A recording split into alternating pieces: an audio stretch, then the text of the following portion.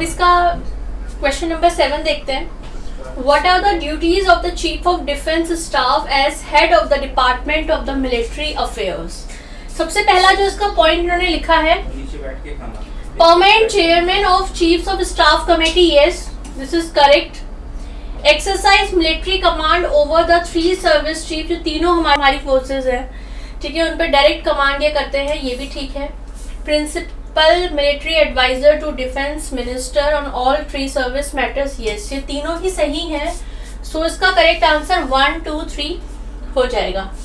Option number A आपका correct आ जाएगा. ठीक है, आगे देखते हैं. Next, operations undertaken by the army towards upliftment of the local population in remote areas to include addressing of their basic needs is called.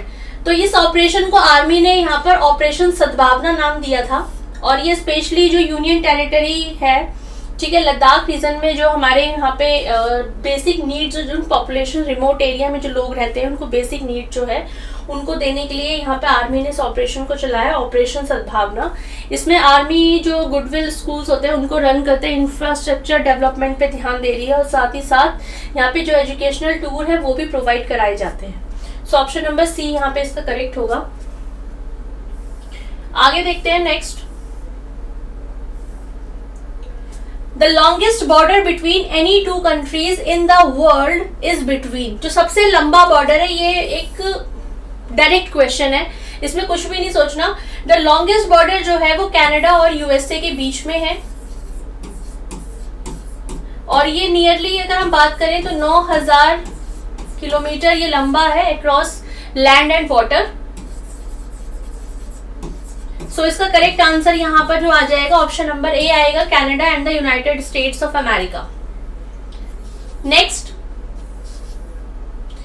Which of the following statements about the ethics committee in the लोक सभा are correct? अब जो ethics committee है लोकसभा की, उसमें इनमें से कौन सा पॉइंट ये है सही है, ये देखते हैं. तो आपको करेक्ट आंसर इसमें से बताना है. देखो, कहता है initially it was an ad hoc committee. Yes, ये ठीक है, ये ठीक है.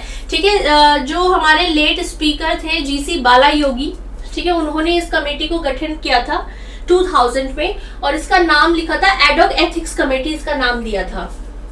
नेक्स्ट में कहते हैं only a member of the Lok Sabha can make a complaint relating to unethical conduct of a member of the Lok Sabha.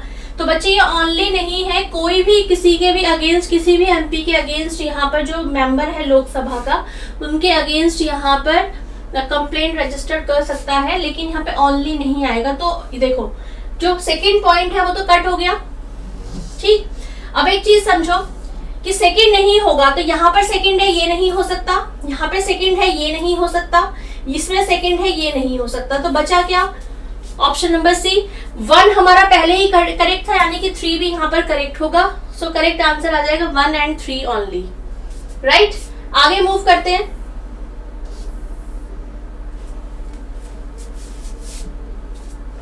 Who was the provisional president of the Constituent Assembly before Dr. Rajendra Prasad took over? Correct answer होगा doctor सच्चिदानंद सिन्हा. ठीक है, doctor Rajendra Prasad से चुनने से पहले ये हमारे यहाँ पे प्रोविजनल प्रेसिडेंट थे कॉन्स्टिट्यूएंट असेंबली के. सो ऑप्शन नंबर डी आपका करेक्ट हो जाएगा. आगे मूव करते हैं.